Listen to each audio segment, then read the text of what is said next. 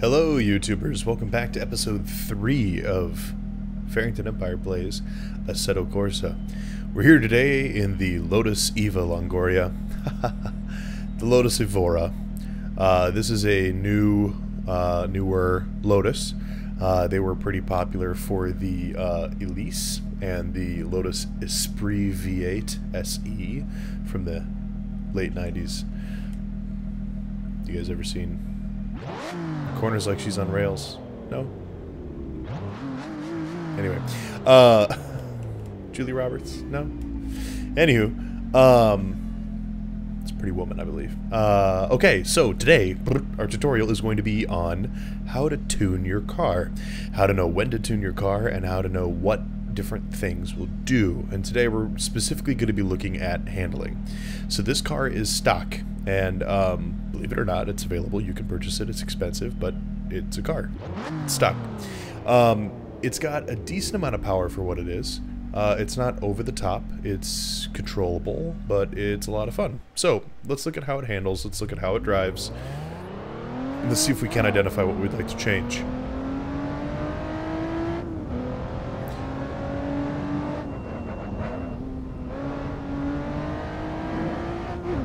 So I could take that corner going a little faster than I did.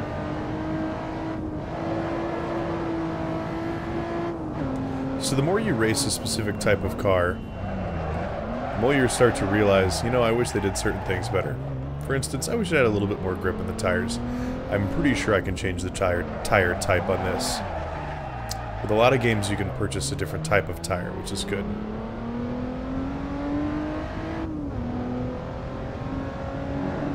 One thing I'm also seeing a lot of, which you may be able to see better in this view, is the suspension. It's good, but that right there, there's a pretty big nosedive, and there's a lot of body roll when you turn. You see that? And it's not as fun as the body roll that you do in the club. So what happens is the car is listing really far to one side in order to get any traction. What that is that's wasted momentum, that's wasted power. If the car leans less and settles down into the tires more, it's going to mean that we're going to get more traction. And it means that we're going to be able to take corners at higher speeds. Now, there's a couple different factors that can change that. So, what I want to first look at, if you saw that, you can see it when I go like this. You can just, there's a lot of body roll in this car. So, if I were to tune the vehicle to maximize our handling abilities, let's pull around the corner here. Let's call this our little pit stop. Okay, so if I go here, we'll just do this real quick. I go into our tuning menu. Okay, first let's switch to tires. The compound is street. Notice this little arrow. That means it has very little grip. Or I can swap to semi-slicks. Semi-slicks are what you race on. That's what you see, like, NASCAR goes slick. A semi-slick means it's going to have very small perforations in there. Looks like someone took a penknife to it. But then, you know, in the racing world, everyone goes, look, it's got tread. So that's a semi-slick.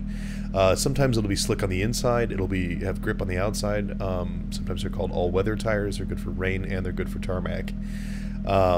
So we're going to do semi-slicks. That should, first of all, just immediately improve our grip. What we now want to do is we can take a look at our alignment. Now, alignment's tricky because you can really screw up your car by messing with this too much. Now, your camber angle is if you're looking at the vehicle straight from the back, if you're looking at its butt and its wheels are like this, your camber angle adjusts, I don't know if you can see my hands, yeah. Your camber angle adjusts how far the bottom of the tires go out or how far the top of the tires go out. If you look at a NASCAR car up close, because it's only made to go in a ring, the tires are tilted at the same, well, almost the same angle. The inside tire will be a little bit less of an angle than the outside tire, and that's to set up against the banked corners and really dig in and get a lot of grip. Now, if I did a setup like that on this kind of car, it would serve me no purpose. If you adjust the camber too much, shh, quiet, it's okay. I'm smacking my mic. If you adjust the camber angle too much, what's going to happen is you're going to cause uneven tire wear, and your tires are going to break down faster, which means you're going to lose control faster. Also, it's not going to go as fast. You're going to sacrifice speed because you're going to get so much grip through the corners that it just stops your car, which is, that'll happen. Toe angle is when you're looking top down, kind of like our screenshot here. That adjusts if your car is, you know, basically pigeon-toed, or if you've got duck feet. I forget what it's called.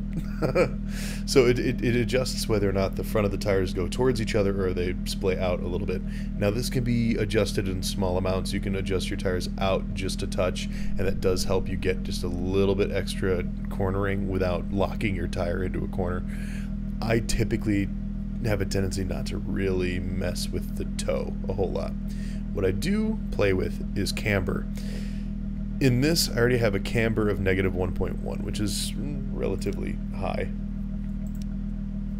What we'll do is we'll adjust that to 0.9.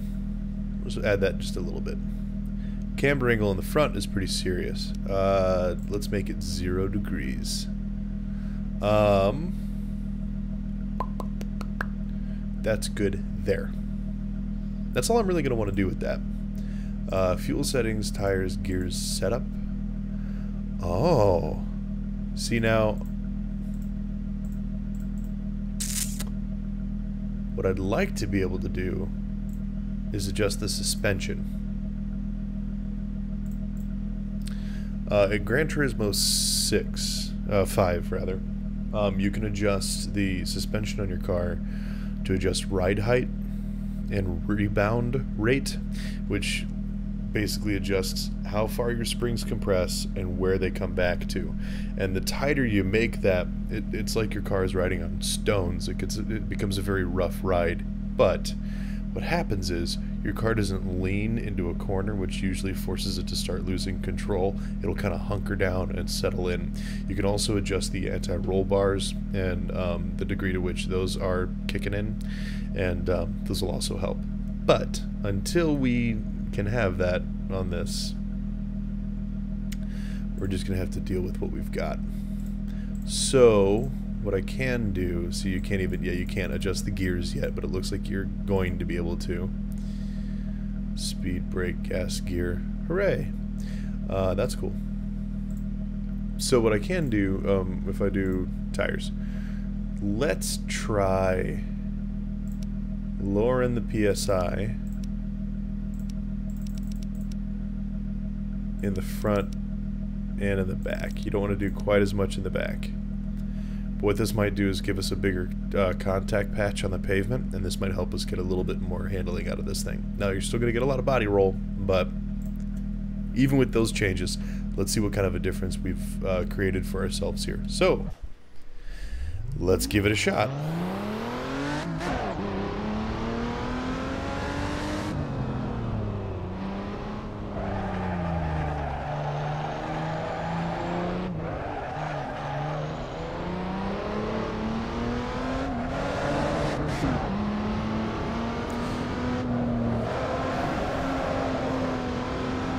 Okay, the cornering's better. Semi-slicks help. What I'm trying to decipher now is if I've done too much with the camber angle.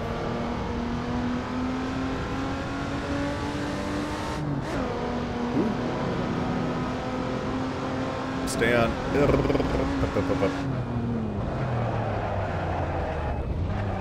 Hey guys, there's a corner there. Just corner back there. I'll show you. It's right here. Here's the corner. Look, look, look. Oh, corner. Where did this come from? Corners are fun. I suppose you can call this racing style today corner spotting. Oh, look, there goes one. Alright. Oops. I shift. Coming up here, and brake. Nope, too late. Early, I mean brake. Boom, boom. Take her down to second gear. Now this corner slowly increases its turn radius, so you have to kind of cut inside at the end and swing back out. Hit the brakes to not to downshift, but to reduce speed, so we can come inside here.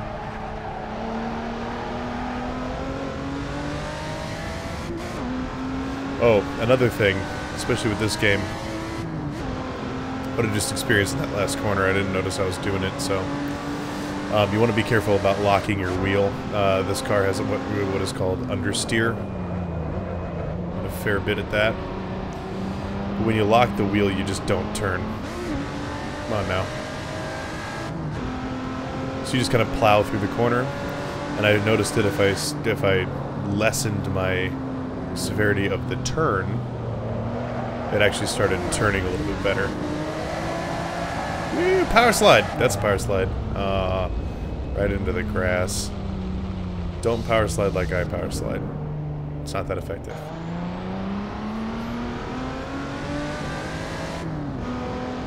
Okay. Back on track.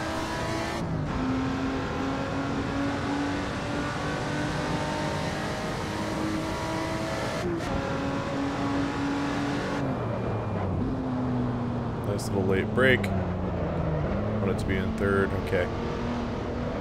Now, if you have to shift after you've entered a corner, what I just did is straightened out my wheel, got my car going in that straight line, downshift, and then started turning again. Which is in the realm of possibility. You just have to be careful when you do it, because you can still get your back end out of whack. See, now what I'm having trouble with now is I think I've adjusted the camber too much. My grip is too strong through the corners at lower speeds. And so when I'm trying to pop the back end out just to give me a little bit of a slide to help me through the corner, I'm not getting any love. So, one more little tweak and we'll see what kind of influence it has.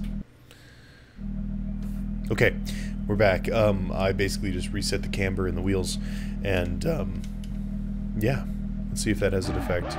See if that has the desired effect that I think it will.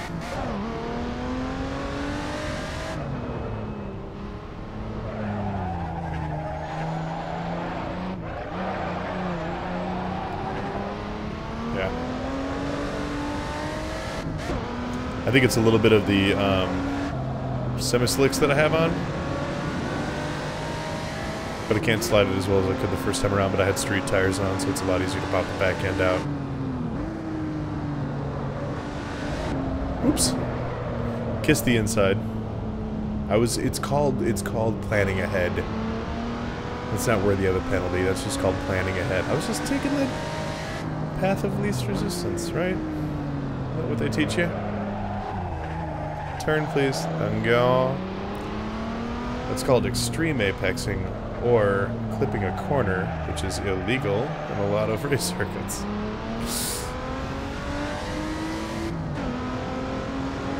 Oh yeah. And contrary to popular belief when you're racing your friends, cutting across the open field slows you down. It doesn't make you go faster.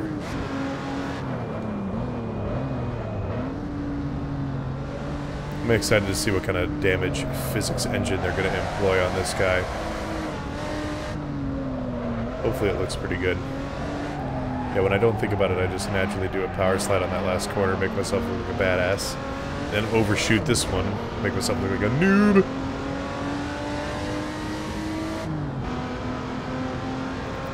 So you get some good speed along here. So already we can see a good handling increase. That's fantastic. I was under the impression I could do a little bit more customization, so sadly. But it just goes to show that also small changes can have a decent effect. I just, basically at this point, I swapped what kind of tires I had on the car, and I lowered the tire pressure on them, just to give me a little bit extra grip. If you lower the tire pressure too much, it's like driving around on flat tires, which is kind of like walking around with... It's kind of like walking around with two wet bars of soap beneath your shoes. It's, or when you're walking around the house and in your stocking feet, and your socks have begun sliding off and the cats are chasing them, you know? keep pouncing on your feet. It's like your car has cats pouncing on the tires when the tire pressure is too low. You just can't do anything, and you'll randomly spin out. So if you ever go for adjustments on your car, make fewer adjustments and make the adjustments small so that you can retrace your steps in case something gets a little out of whack. Small adjustments. Lots of practice laps, lots of running around. You have no idea how long it took me to balance the steering in this game, and it still isn't perfect, but it's the best I'm gonna get, you know? I finally found a setup that I can work with, you know? Now, in terms of driving, hitting those rumble strips is good. That's the red and white strips. Rumble strips are not bad. You have not screwed up if you hit one of those. That's why they're covered in tire junk. Just a little bit extra tracks when you're coming out of that apex corner. You can just use a few more inches of track. That was an ugly corner. Sorry about that. So you just nip down inside, kiss the inside, floor it, come out here and kiss the outside. A little touch. Now one thing to keep in mind is in the grass and on rumble strips, and in the gravel especially, there is a major loss of traction. So if you're turning really hard and you end up bumping one of those rumble strips on the inside here, if you're turning too hard, that'll send you spinning out. If you touch it with your back wheels, typically that's the case. Your front wheels you're using to steer has a little less of a consequence. But they do have reduced traction on them, especially in the rain. So just be wary of that. When you're coming out of a corner here, you start drifting a little left here, just make sure you don't touch the green. Because even if you're going in a straight line, that's enough to send you out. And in this game, get you a penalty. Also, good rule of thumb, unless of course you're at a complete stop, there's really no reason for you to be in first gear. That's also a good rule of thumb for if you're driving a manual anyway. If your car is rolling, it's pretty safe to just throw it in. Alright, come on, let's rally, let's regroup. If your car is rolling, it's pretty safe to just toss it into second gear.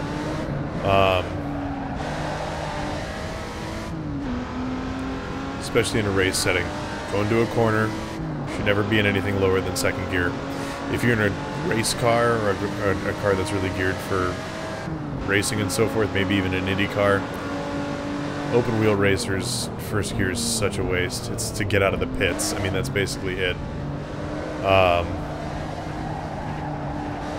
Very few cars have a useful first gear. And they're usually cars that need a... God damn it. Usually cars that need a crew to give them a pushing start. Because they don't have a gear low enough to start them from a stop without killing them, so... Yeah, you want to watch out for those little bumps too. You don't want to smack one of those going through a corner like I just did. It'll spin you out. And as I noticed in a past video, I kissed that with one of the wheels going pretty decent speed, and a little message popped up. Mechanical damage is not a thing yet, but there are messages that pop up when you've damaged something. And so when I bumped one of those, even though it's low and it's supposed to go underneath the car, it technically damaged my suspension, which is awesome, because that's very realistic. Oop, first gear. See how I almost spun out? Don't do it. Don't do it, kids. It's not a good idea. Also trying really hard not to bite my lip when I'm driving, because I do when I race alone. I think it's just really funny to keep my try-hard face on while you guys are watching me. Turn that corner! You'd like me to shift, wouldn't you?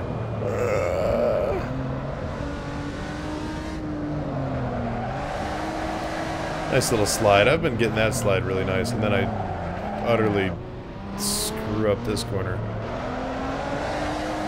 Oh, look at that power slide.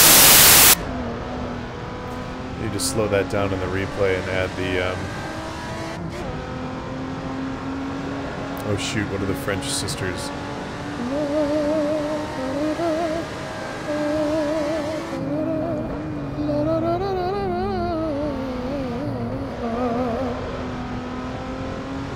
love that. That song with cars just going sideways around a corner, it's just beautiful. It is poetry in motion, art in motion. It's glorious.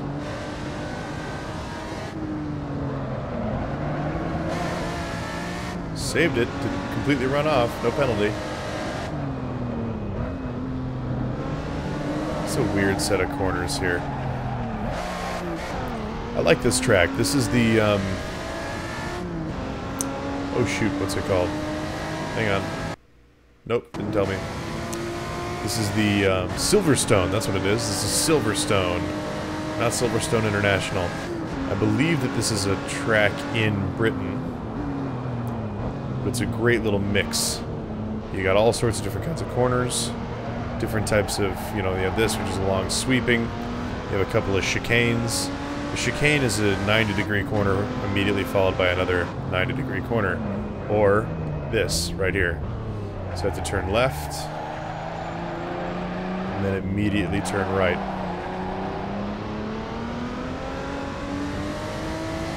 The only thing that a chicane serves, the only purpose that it serves, is to slow you down. A lot of tracks, if they have a chicane built in, you know, that's a thing. But typically, a lot of tracks were created without chicanes.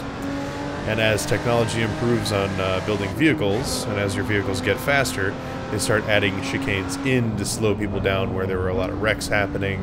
And I know a lot of people are like, oh man, but in the real world, not in the video game world, it was causing a lot of accidents, which is threatening the lives of the drivers. And let's be honest, while crashes are fun to watch, it always makes me a little nervous. The joy is about the racing and about the, you know, the competition, not about seeing someone carted off to go to the hospital and see if they're dead. I always think that it's one of the things I don't like about NASCAR is some of the fans really just like to see people get put out.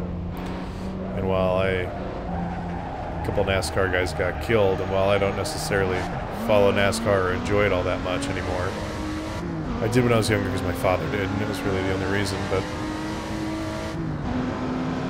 it's just shouldn't be the focus.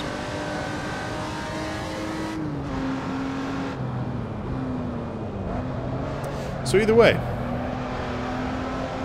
I do believe that it's about time to wrap up this video. I hope you enjoyed it. Learning how to tune your car.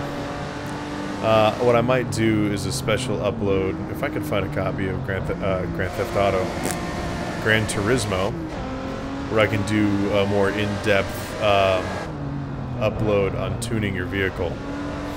I might do so. I've been trying to get a capture card for my computer so I can start capturing console footage. I think that would be a lot of fun. But until I can do that, I'm stuck with this, and I might try to find another racing game that has customization abilities in it, and see if I can't give you a little upload there.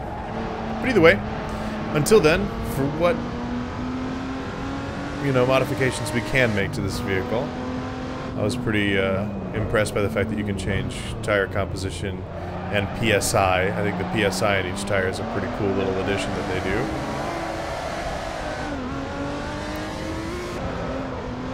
I hope you enjoyed the Lotus Eva Longoria, also known as the Lotus Evora S. But yeah, it's a pretty little car. So, as always, I'll leave you with that. Always ending on the penalties. I don't know what I have a knack for it. As always, I have been Farrington Empire. You've been absolutely fantastic. And this has been another session of Cars with Farrington Empire on cars and racing. And Eva Longoria.